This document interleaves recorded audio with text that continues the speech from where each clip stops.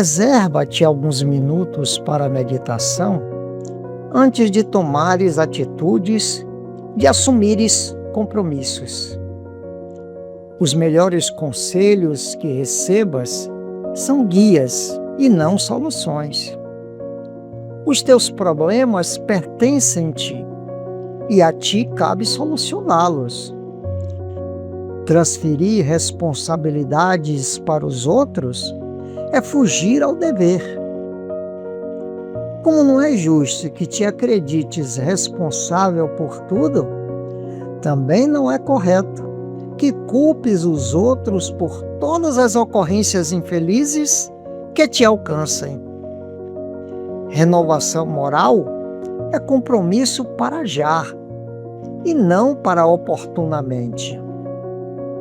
Cada vez que postergas a ação dignificadora em favor de ti mesmo, as circunstâncias se tornam mais complexas e difíceis. Em ti próprio estão as respostas para as interrogações que bailam em tua mente. Aclimata-te ao silêncio interior e ouvirás com clareza as diretrizes para equacioná-las. No dia a dia, aprenderás a te encontrares se o intentares sempre. Um dia é valioso período de tempo, cheio de incidentes para serem resolvidos e rico de oportunidade para a elevação pessoal. Ganha a cada momento, fazendo uma após a outra cada tarefa, e terminarás a jornada em paz. Flexiona, portanto, antes de agires, para que, arrependido, não venhas a meditar só depois.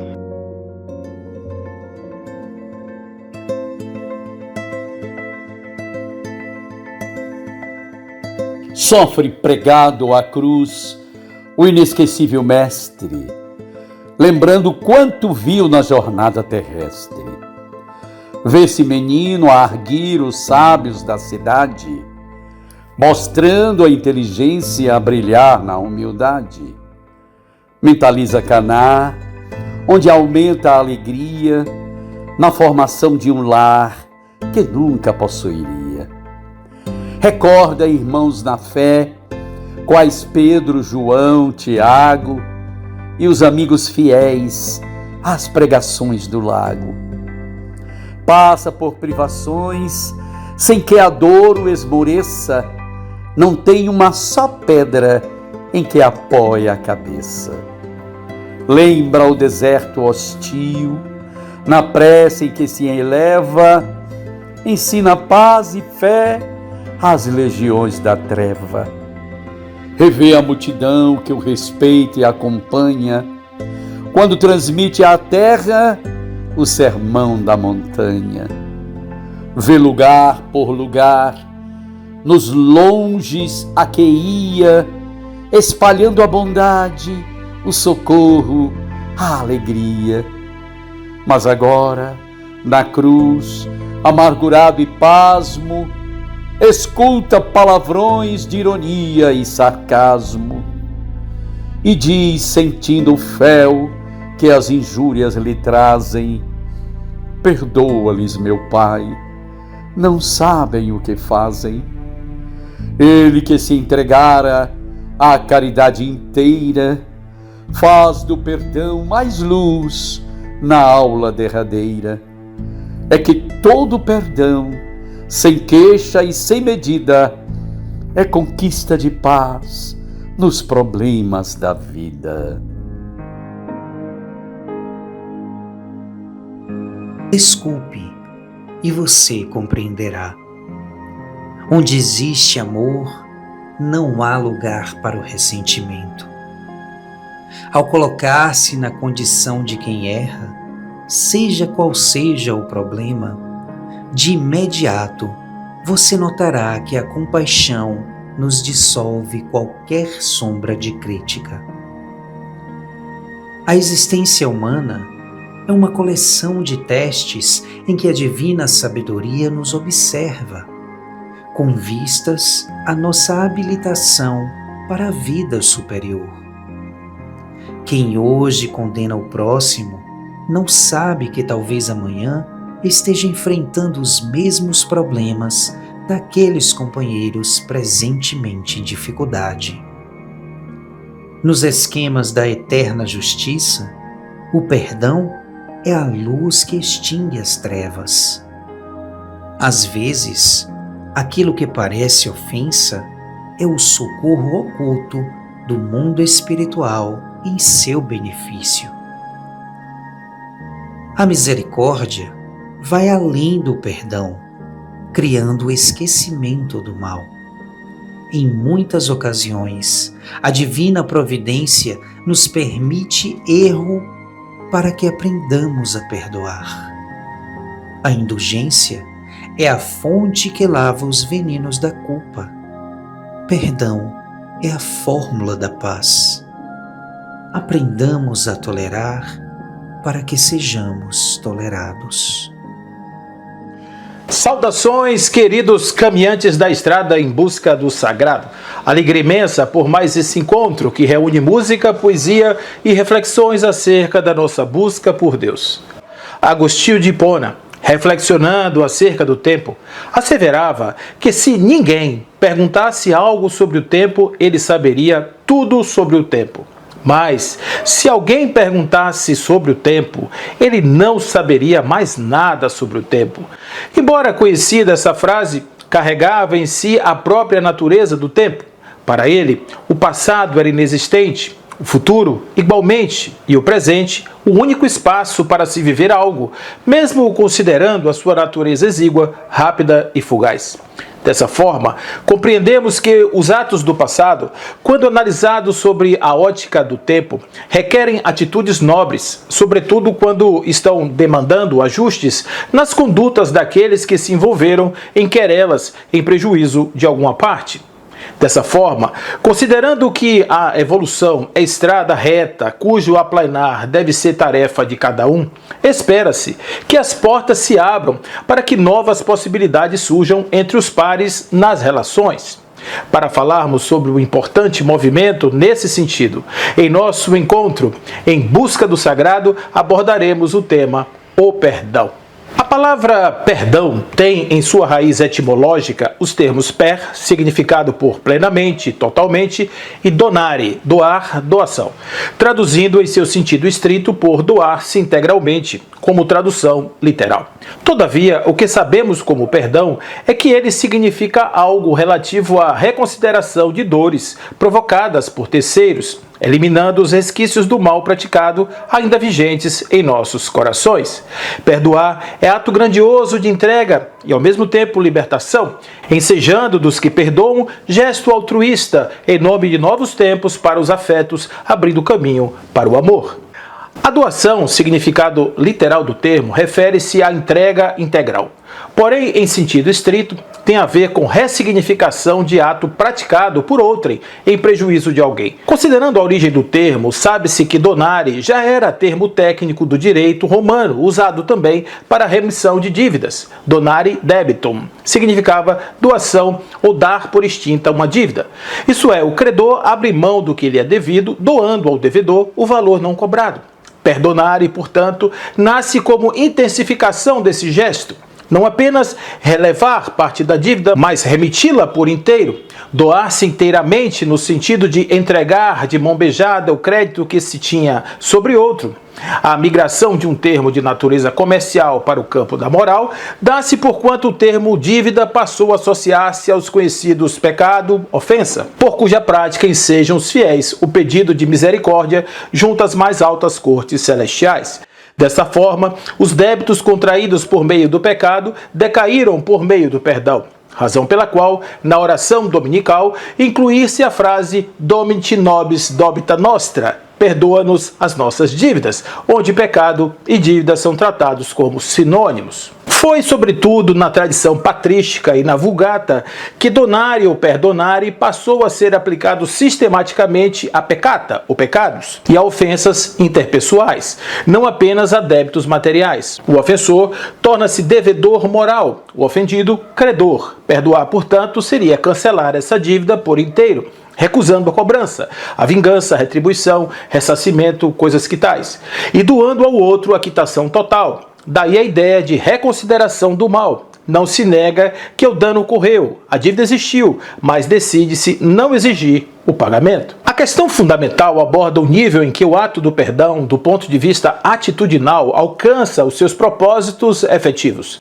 Sabemos que, por condição direta, quem perdoa a algo ou alguém, sendo nesse último caso dois agentes que se envolvem na relação, cabendo no ato do perdão a ação interferente de todas as partes envolvidas. Considerando que o ser humano pode ser comparado a uma estrutura em camadas, qual se fôssemos uma cebola, onde níveis de aprofundamento podem ser observados em virtude do grau de internalização das experiências, o perdão cabe, em termos de avanço, nessa estrutura como referência para a boa análise do modelo. Segundo o psicólogo Everett Worthington, o perdão interpessoal divide-se em dois tipos principais: o perdão decisório ou decisional e o perdão emocional. No primeiro caso, encontra-se um ato de vontade, onde a pessoa, por decisão, resolve se comportar de forma diferente em relação ao ofensor, suspendendo a vingança, retomando o convívio, declarando verbalmente: "Eu te perdoo". Essa é a camada mais superficial, cognitiva, comportamental e pode ocorrer quase que instantaneamente. O perdão emocional, por seu turno, requer uma substituição natural dos afetos negativos, raiva, medo, ressentimento, ódio, por afetos positivos ou neutros, empatia, compaixão ou simples indiferença emocional. O que se observa é que cada um dos modelos afeta camadas mais ou menos profundas do eu, a depender do nível do afeto ou da capacidade de quem perdoa de assimilar as consequências desse ato. Nesse sentido, o Dr. Robert Enright, considerado pioneiro incontestável no estudo científico do perdão, e o grupo de estudos sobre o desenvolvimento humano, propõe o estudo do perdão em uma tríade: oferecer o perdão, que adota a perspectiva das vítimas, e receber o perdão e o auto-perdão, que adotam perspectivas dos ofensores. A atitude para oferecer perdão tem sido privilegiada nas pesquisas em psicologia, havendo maior concentração de estudos baseados na perspectiva da vítima. No entanto, sendo o perdão definido como uma atitude que envolve a qualidade da relação passada e presente entre vítimas e ofensores, é igualmente importante ampliar os conhecimentos sobre as atitudes para receber o perdão e para perdoar a si mesmo.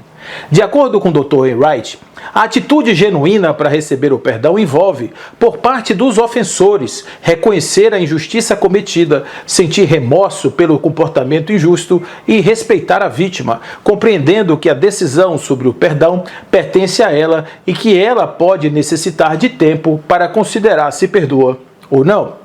É importante que o ofensor compreenda e tenha empatia pela vítima que sofre por consequência da injustiça cometida por ele. Mais uma vez, a ciência se abraça aos conceitos exarados na doutrina espírita, a qual apresenta em o livro O Céu e o Inferno, no capítulo 7, item 16, Código Penal da Vida Futura, os 3 movimentos da alma que corroboram com os estudos mais novos acerca do perdão. Nesse item, o codificador Allan Kardec apresenta, em acepção direta ao termo perdão, perdoar, o arrependimento, a expiação e a reparação, para os quais, conforme estudos do Dr. Robert Enright, torna-se fundamental que o ofensor reconheça e sinta culpa pela ofensa cometida, aceite seu erro e supere os sentimentos negativos, que vivencie os sentimentos negativos decorrentes da ofensa e, em seguida, elabore estratégias para não cometer erros semelhantes, assumindo um compromisso moral consigo mesmo. Dessa forma, o perdão é liberdade de alma e alcance de máxima oferta entre os pares que buscam, no ato amoroso, romper os grilhões que os aferram ao terreno crespo das acrimônias, das lamentações e lamúrias, dos tormentos que avançam vidas e gerações, atrapalhando os planos do ser que se percebe na necessidade de mais galgar. É, portanto, o pilar inamovível da tríade da caridade, conforme assim apresentada na questão de número 886, que ombreia o perdão, a indulgência para com as imperfeições alheias e a benevolência para com todos, qual assim preconizado por Jesus, quando falou da virtude maior que salva, redime e reorienta o caminho das almas na direção de Deus.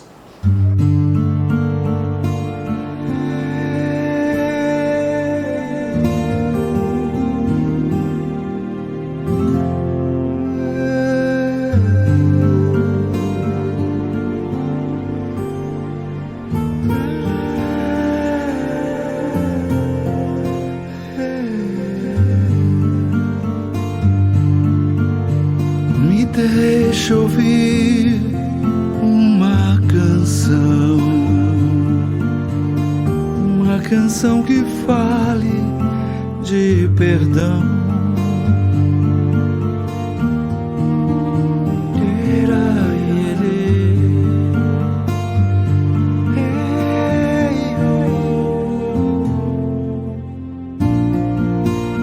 Eu sinto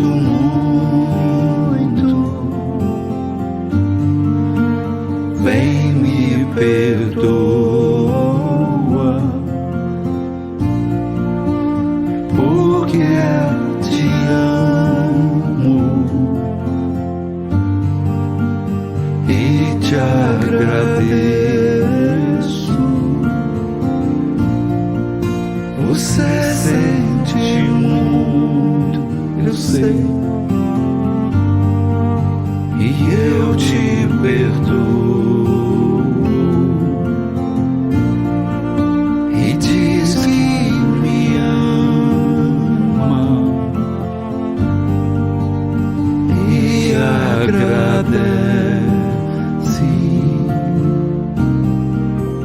Quando a luz do céu vier te visitar numa canção, deixa o coração se abrir e libertar, deixa voar.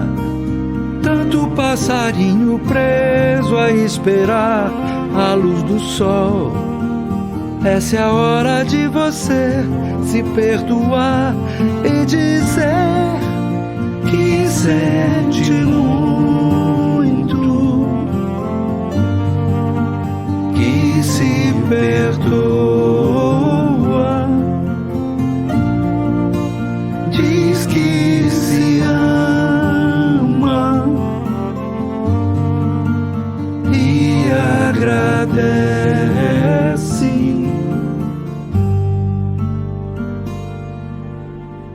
Toda dor da terra um dia vai passar. Promessas do céu são pra gente guardar.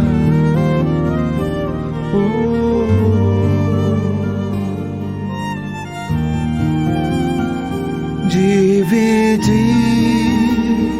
compartilhar o tempo aqui que nos resta é todo pra cantar, festejar, ser feliz, aprender. Eu sinto muito, vai me perdoa, porque eu te amo e te agradeço.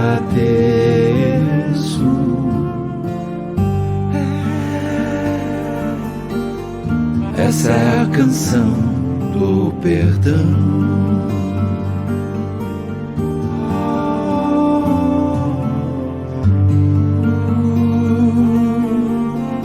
Essa é a canção do perdão.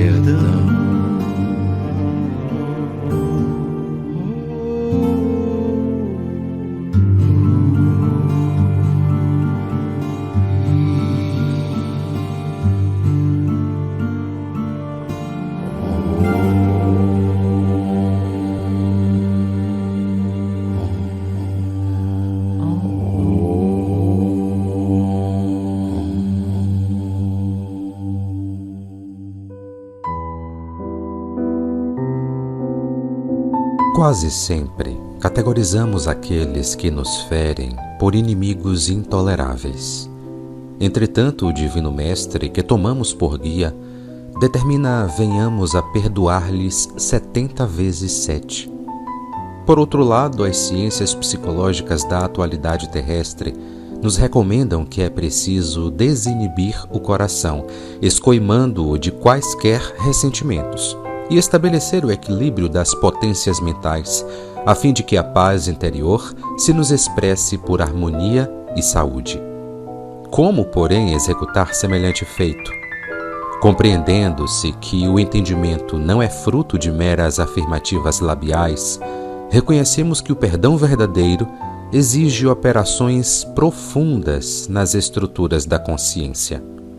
Se a injúria nos visita ao cotidiano, pensemos em nossos opositores na condição de filhos de Deus, tanto quanto nós, e situando-nos no lugar deles, analisemos o que estimaríamos receber de melhor das leis divinas, se estivéssemos em análogas circunstâncias.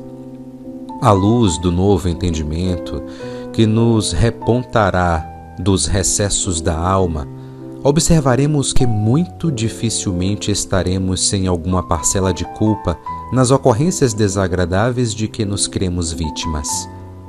Recordaremos em silêncio os nossos próprios impulsos infelizes, as sugestões delituosas, as pequenas acusações indébitas e as diminutas desconsiderações que arremessamos sobre determinados companheiros até que eles, sem maior resistência, diante de nossas mesmas provocações, caem na posição de adversários perante nós. Efetuado o autoexame, não mais nos permitiremos qualquer censura, e sim proclamaremos no coração a urgente necessidade de amparo da misericórdia divina em favor deles e a nosso próprio benefício. Então, à frente de qualquer agressor, não mais diremos no singular, eu te perdoo, e sim reconheceremos a profunda significação das palavras de Jesus na oração dominical, ensinando-nos a pedir a Deus desculpas para as nossas próprias falhas, antes de as rogar para os nossos ofensores, e repetiremos com todas as forças do coração: perdoai, Senhor, as nossas dívidas, assim como perdoamos aos nossos devedores.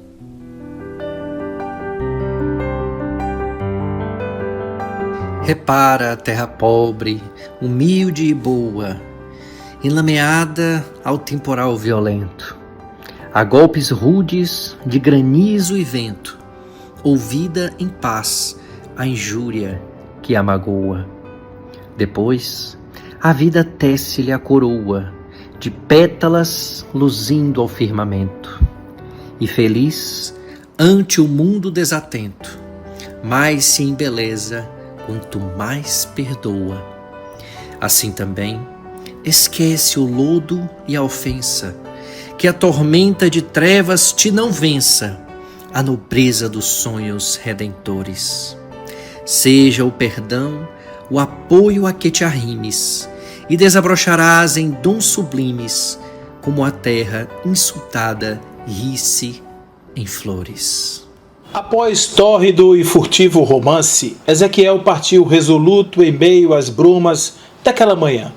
A neblina ainda ensaiava deslindar-se da terra quando aquele homem de perfil magro e esguio se perdeu em meio à paisagem.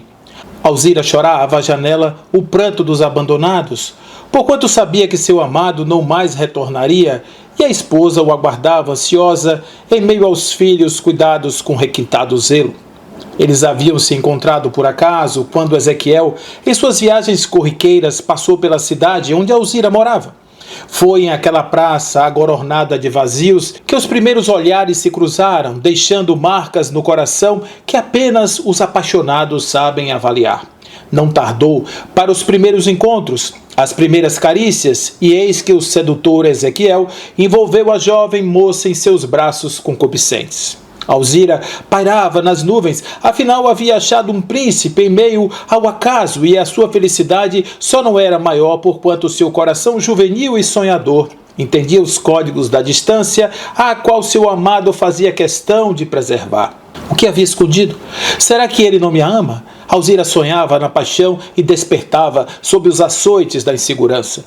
Após a partida do amado, Alzira tentou retomar a vida pacata de antes, porém, algo nela parecia indicar mudança de planos para os quais deveria se preparar. Sentia alterações no seu corpo e algum tempo depois a notícia: estava grávida e um filho seria doravante o seu único companheiro. André nasceu em uma noite estrelada sob os aplausos da boa saúde. Menino graúdo, trazia os olhos negros da mãe envoltos em um rosto expressivo que fazia lembrar aquele por quem se apaixonara. O garoto anunciava prenúncios de boa nova e grandes desafios. Alzira tornou-se exímia mãe e o garoto crescia denotando uma alma viva e cheia de possibilidades. Era um menino meigo e afetuoso. Contudo, tão logo se percebeu com a lucidez dos espertos, notou que a sua condição era especial. Ele não tinha um pai, pelo menos não como seria esperado. Os garotos da sua idade tinham pais. André podia vê-los à porta da escola, chegando com seus braços envolventes e sorriso largo. Todavia, o seu não chegava. E em seu peito, a total ausência cravava a lança que há tempos houvera ferido a sua mãe. Não sabia exatamente qual era aquela sensação, pois um misto de amor não vivido e raiva irrompiam venenosos em seu peito ainda inocente. Como ele seria? Qual a força do seu abraço? Qual o timbre da sua voz? Por vezes, imaginavam em seus delírios, chegando abraçando aquela criancinha franzina, dizendo eu te amo, bem sentido. As lágrimas chegavam. É você, papai, que bom que você chegou. Mas o silêncio cruel ocupava aquela paisagem imaginada e a raiva volvia inclemente. Em silêncio chorava, para que a doce Alzira não percebesse. Bastavam suas lutas, afinal, ser mãe solteira em aquela cidade, naqueles tempos, era afronta moral sem precedentes. A sorte da menina é que fora filha de pais amantíssimos, que a acolheram em atitude generosa de proteção incondicional. Não fosse isso, ela seria posta para fora, refém da mendicância física e moral à qual se veria submetida. Por essa razão, o garoto escondia da mãe tudo aquilo que lhe corroía o peito, deixando para ela os alegres encontros e os sorrisos de gratidão e de reconhecimento pelo tudo que ela havia feito por ele. Anos mais tarde, o jovem André, agora rapaz, tentando apaziguar aquele torvelinho que o envolvia, resolveu procurar o seu pai, o qual sabia chamar-se Ezequiel, e que trabalhava como caixeiro viajante, representante de uma fábrica de tecidos e cosméticos. Não era missão fácil, porquanto a passagem daquele homem pela cidade se deu por exíguo período, reduzindo as chances de ter deixado outras marcas que não aquelas, que ainda vibravam em o peito sofrido da mamãe querida e nele próprio, porquanto era símbolo maior da existência do procurado. Colheu informações aqui e acolá, viajou pelas cidades vizinhas, até que encontrou a trilha que poderia enfim conduzi-lo ao seu pai. Chegou à porta da casa onde Ezequiel morava, sendo recepcionado por uma cena que, por mais que houvesse se preparado, fê-lo quedar ante a força exercida sobre os seus sentimentos. Ali estava aquele homem magro, com seus 1,80 m de altura, cabeleira meio grisalha, apontando entradas proeminentes, denotando uma aparência leve, típica daqueles modelos que havia imaginado de bons pais. Todavia, carregava pelas mãos 2 filhos, já rapazes, em atitude paternal amorosa, fato que despertou em seu mundo íntimo lídimo ciúme, fazendo crer que aquela talvez não tivesse sido uma boa escolha. Eram feridas por demais duras para algo que não renderia frutos maiores. Contudo, persistiu. Envolto no desejo de se aproximar, logo fez amizade com os rapazes, seus irmãos, pelo que foi rápida a sua inserção em aquela residência. Participava na condição de amigo das refeições, em festas animadas. Ele estava presente, pois estar próximo àquele a quem desejara por tanto tempo o abraço era a migalha que lhe havia restado, cabendo a ele sorvê-la em máxima expressão. Ezequiel, contudo, reservado e frio, para os de fora, jamais deu ao jovem qualquer atenção especial, não percebendo no garoto os traços particulares que os aproximavam. A vida de André se alternava entre idas e vindas à cidade próxima, pois a convivência dos irmãos era lenitivo especial. Pelo pai, a mágoa crescia, sobretudo porquanto a sua doce Alzira havia partido recentemente, deixando-o órfão e sozinho na terra. O fardo de Ezequiel não era menor. Colhido pelo peso dos anos, caiu prostrado ante uma doença de cunho degenerativo que o impedia nos movimentos, denotando especial cuidado dos seus. Porém, os filhos, cada qual em suas vidas particulares, não encontravam tempo para cuidar do papai querido, restando-lhes um pedido inusitado ao amigo mais próximo da família. André seria o cuidador daquele que agora padecia enfermidade debilitante. O jovem chegou a casa apresentando-se como o novo cuidador, ao que o seu Ezequiel aqueceu sem resistência, embora contido em um receio inespecífico ao qual não podia dar-se conta. Um sentimento estranho brotava em sua mente quando fitava aqueles olhos negros do rapaz. Eles o lembravam de algo especial, pelo qual guardava memórias que ainda doíam quando revividas. André, por seu turno, olhava aquele homem caminhando à decrepitude, sem contudo deixar que a mágoa lhe impedisse de estar com o pai, pelo qual desvelava-se em esforço inaudito de cuidados especiais. Aquele encontro fez nascer sentimentos novos e, com a aproximação, tornou mais fácil o intercâmbio de informações. Conversas prazerosas nutriam de alegria as manhãs, deixando cada qual dizer das suas vidas e dos seus sentimentos. André, sem revelar seu segredo, dizia da sua dor, do esforço da mamãe, das lutas requeridas nos primeiros anos de vida, ao que Ezequiel redarguía, contando as suas viagens, dos amores, das dores do caminho. E foi assim, em uma dessas conversas, que o velho revelou o segredo do amor perdido. Contou que houvera conhecido uma jovem, por nome Alzira, mas que, embora houvesse amado sinceramente, não podia continuar aquela aventura, pois sabia estar mentindo, não lhe cabendo estragar os sonhos daquela por quem nutria sentimentos nobres de respeito e simpatia. André ouvia aquelas revelações do seu pai, vendo transmutar em seu sofrido coração aqueles sentimentos ambivalentes de amor e ódio, agora traduzidos por compreensão.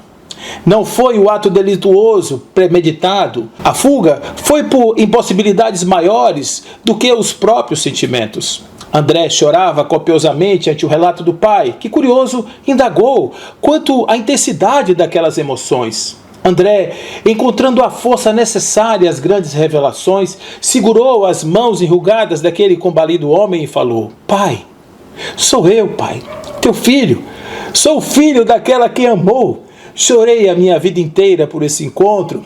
Foi a tua presença, aquela que ansiei nos portões em aqueles dias especiais. E foi por ti, Pai, que as minhas noites insônias se passaram intermináveis.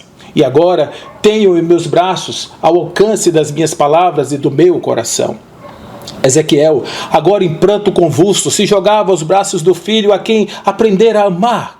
Meu filho, me perdoe, me perdoe. Pai, para quem ama, não há motivo para perdão. Eu te entendo e sei que nossa Alzira assim também o fará. Ama-me como filho, pois sei que és o pai que pensei perdido e foi encontrado, o pai que estava morto e renasceu. Os dias restantes, embora escassos, dada a gravidade do estado de Ezequiel, se passaram festivos. André e o pai, abraçados, se despediam com os olhares das muitas vidas que ainda haveriam de viver. Tire de mim esta dor que me machuca o peito. E se tenho direito, vou te mostrar do meu jeito a essência do amor. Sei que posso errar, e muitas vezes errei, mas se eu te ferir, eu venho aqui te pedir que não me deixe partir sem te contar o que sei. Na estrada tem espinhos, mas não chega a preocupar. Existe além um lugar seguro, por isso eu te procuro. Me deixa agora te amar. O perdão é uma força que eleva, que abre os caminhos do amor. É paixão diferente, toma conta da gente, poder lembrar sem sofrer. O perdão arrebata, são portas abertas em nossos corações. Quem perdoa anualmente se entrega, pois sente a alma livre da dor. Tire de mim esta dor que me machuca o peito. E se tenho direito, vou te mostrar do meu jeito a essência do amor. Sei que posso errar, e muitas vezes errei, mas se eu te ferir, eu venho aqui te pedir que não me deixe partir sem te contar o que sei. Na estrada tem espinhos, mas não chega pra eu trepar. Existe além um lugar seguro, por isso eu te procuro. Me deixa agora te amar. O perdão é uma força que eleva, que abre os caminhos do amor. É paixão diferente, toma conta da gente, poder lembrar sem sofrer. O perdão arrebata, são portas abertas em nossos corações. Quem perdoa anualmente se entrega, pois sente a alma livre da dor.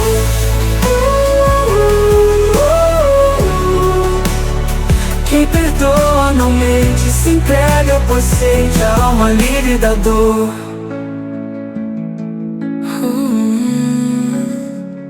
A alma livre da dor.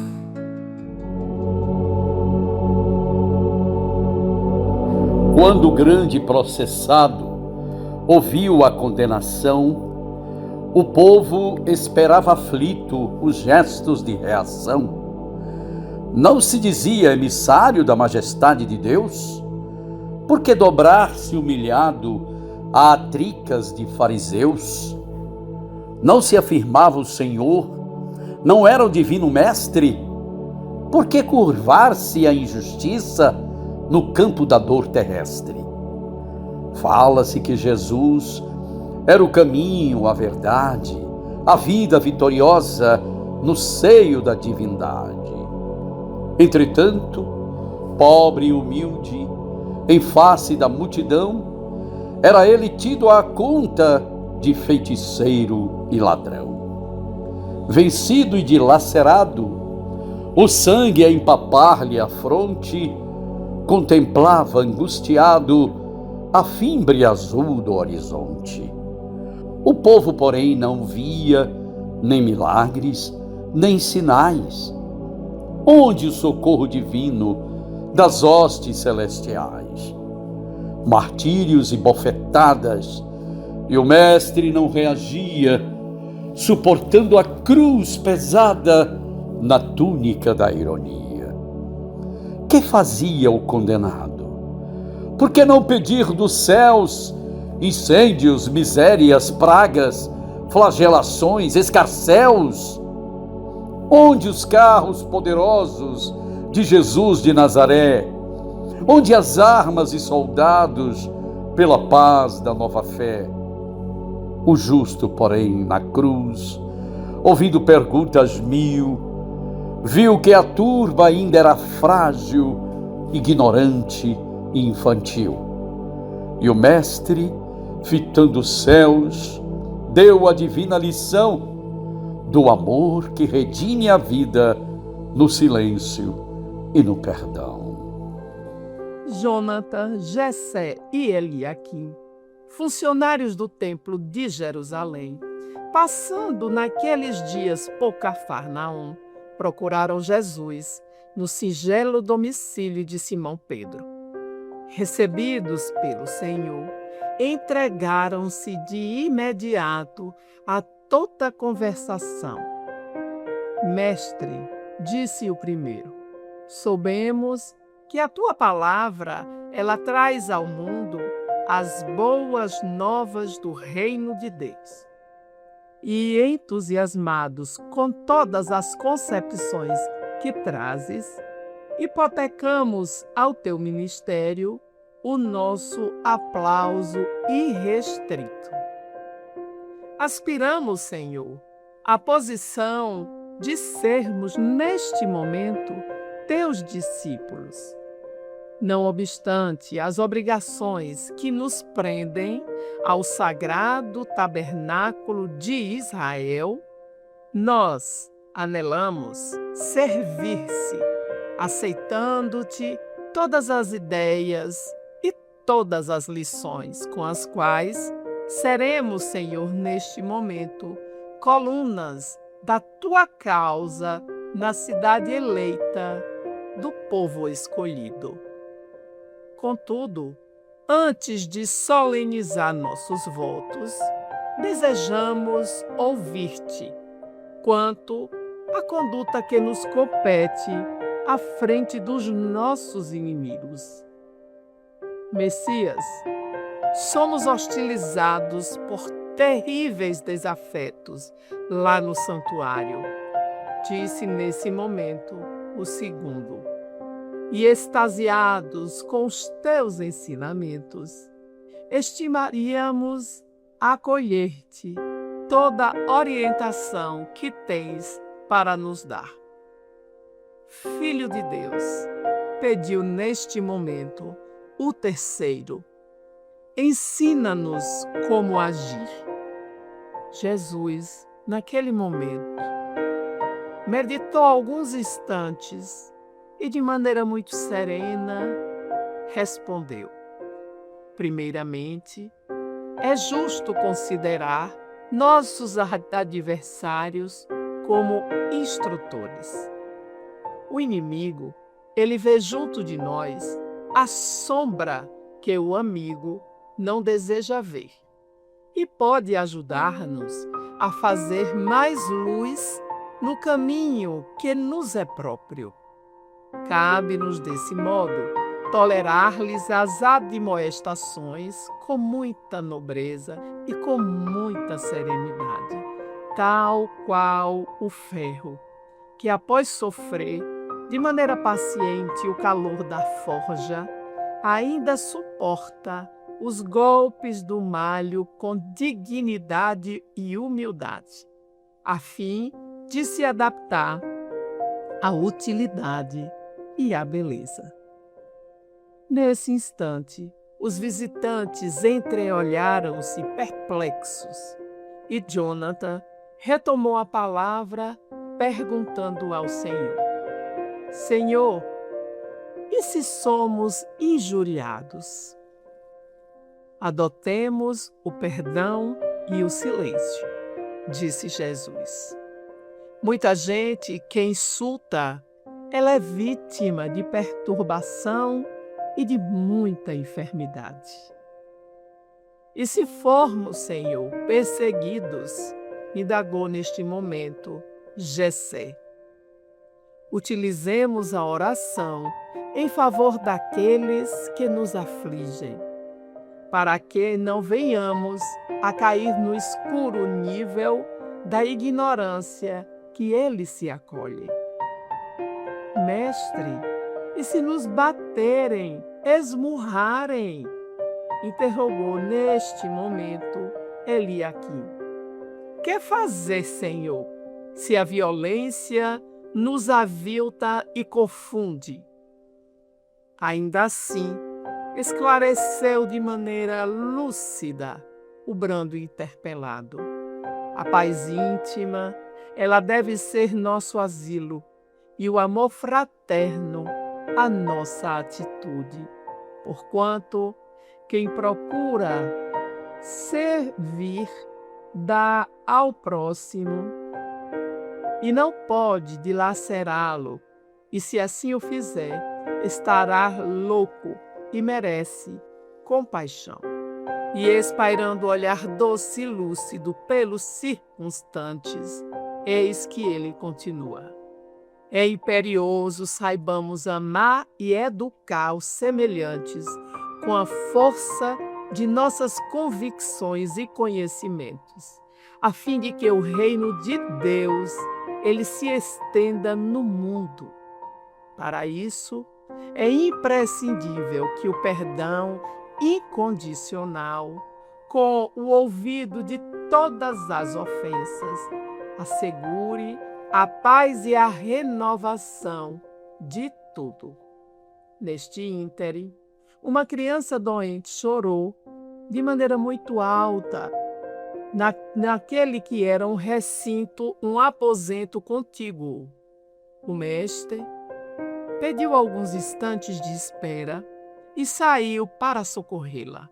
Mas, quando ele regressa, debalde buscou a presença dos aprendizes fervorosos e entusiastas na sala modesta da casa de Pedro, e lá não havia ninguém.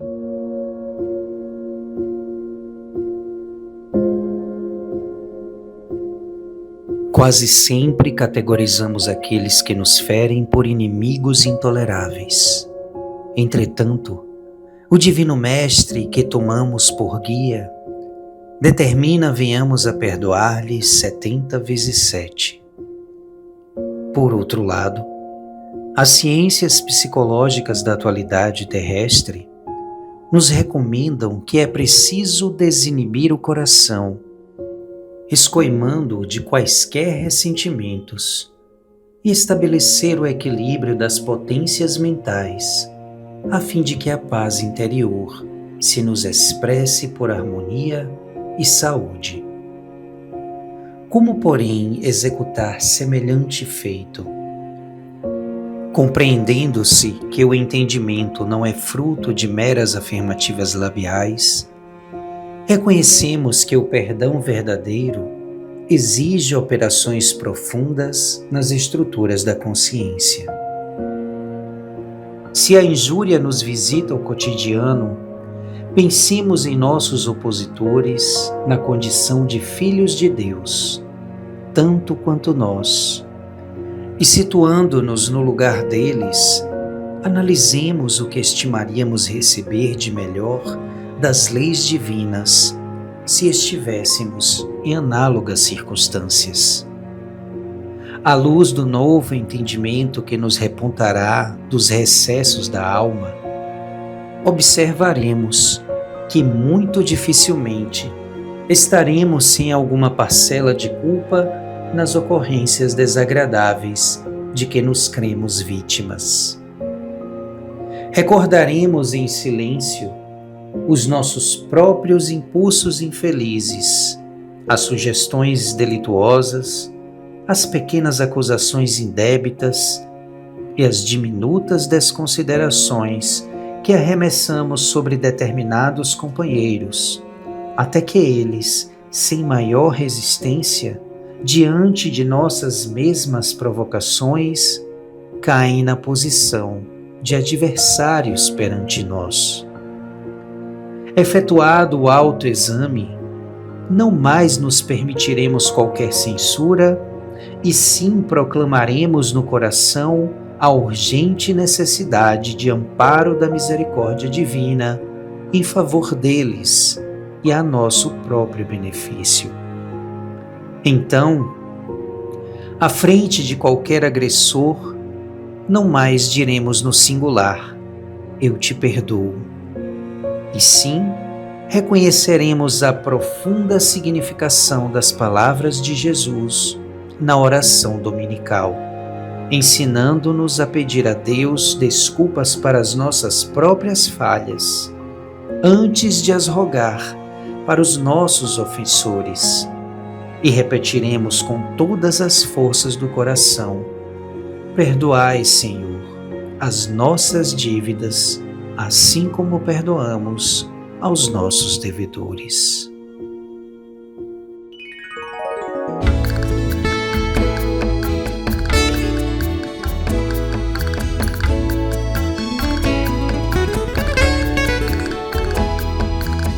Perdoai nossos pecados, como temos perdoado quem nos tem ofendido.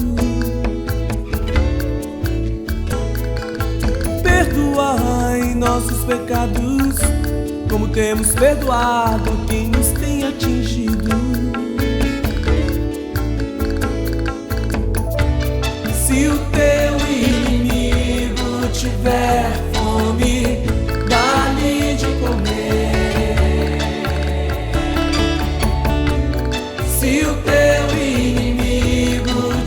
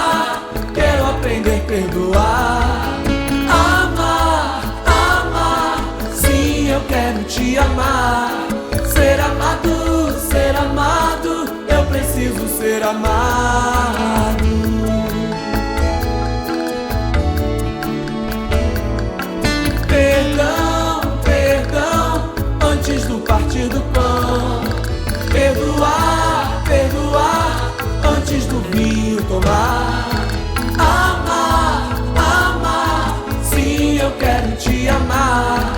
Ser amado, eu preciso ser amado.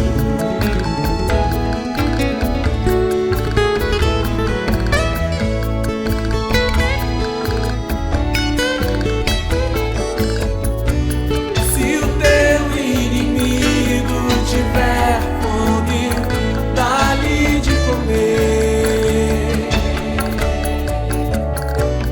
Se o teu inimigo tiver sede, dá-lhe de beber.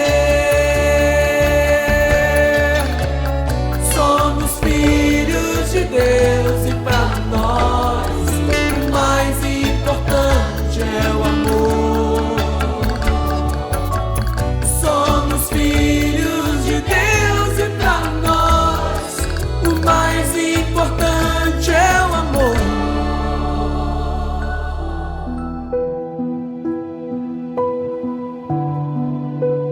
Desculpaste edificando, mas se a treva e a insensatez voltam de novo a ferir-te, perdoa e ajuda outra vez.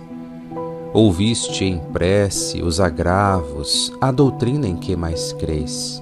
No entanto, se há mais ofensa, perdoa e ajuda outra vez.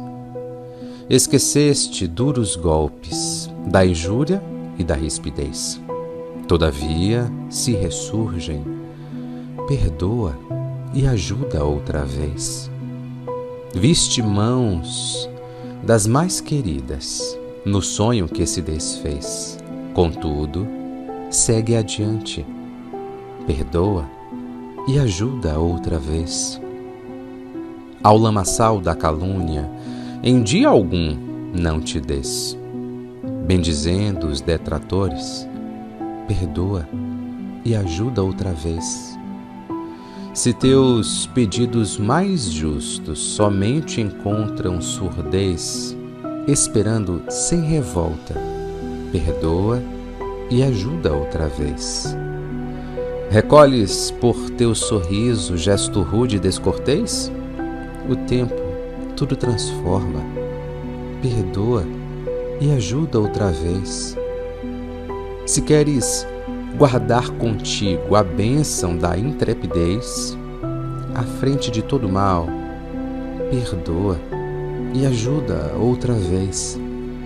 Injustiçado, não guardes nem mágoas e nem porquês.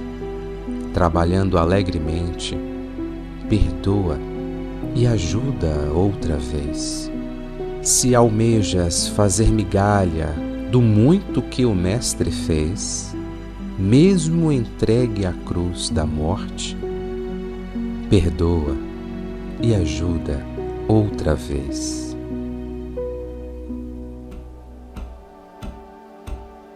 Bendito sejas, coração amigo, pelo pão que dás à porta, ao companheiro que se desconforta, na aflição da penúria, sem abrigo. Deus te faça feliz pela roupa que ofertas aos torturados do caminho, que tanta vez se vão no desalinho das feridas que trazem descobertas. Deus te conceda o prêmio da ventura, pela ternura sorridente, com que levas ao doente o amparo do remédio e a esperança da cura. Deus te guarde na fonte da alegria, para lenir no esforço a que te des a orfandade e a viuvez que vivem para a dor de cada dia. Deus, porém, te abençoe, coração brando e pasmo, com a mais sublime recompensa, quando ouvidas a intromissão da ofensa, o golpe da injustiça e a pedra do sarcasmo. Deus te exalte no santo esquecimento do mal que te golpeia, reduzindo a extensão da chaga alheia, sem cogitar do próprio sofrimento.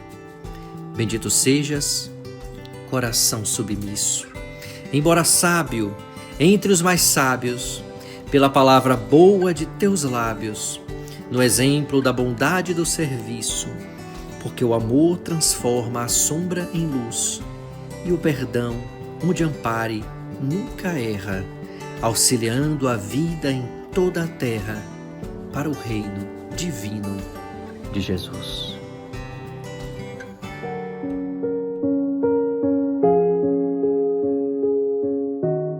Senhor meu Deus, meu Pai, olhai para o meu coração neste momento, onde eu passo por dores e ofensas. Sinto, Senhor, a ferida da injustiça e da palavra que me machucou. Senhor, dai-me paciência e acalma os meus pensamentos. Não deixeis que o ódio ou o desejo de revidar tomem conta de mim.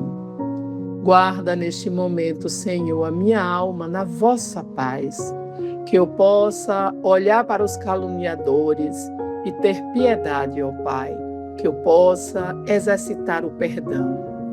Guardai esta ferida com o vosso amor.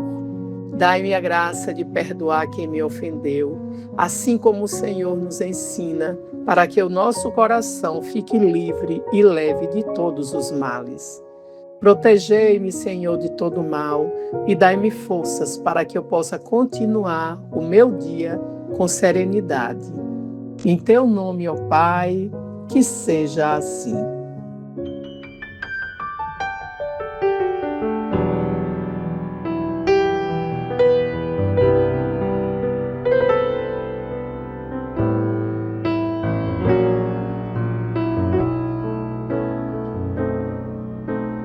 Perdoar é muito mais que estender a mão e dizer eu te perdoo, meu irmão. Usar a voz é fácil, apertar a mão também. O difícil é revelar o coração.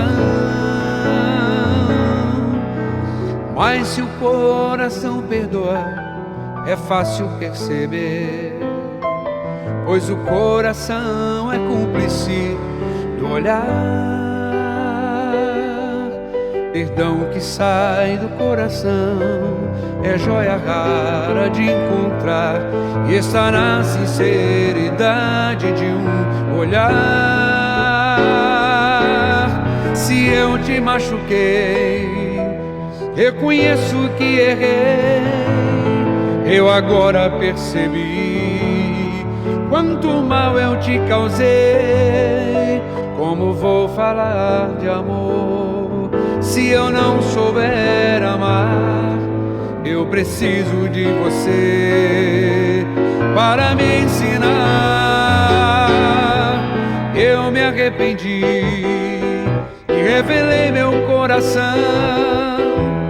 Agora é sua vez de me ensinar uma lição. Preciso de você para conhecer a dor ou conhecer a força do perdão.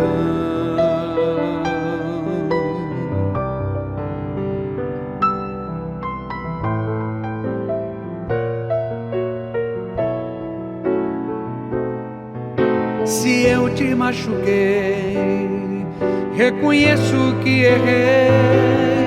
Só agora percebi quanto mal eu te causei.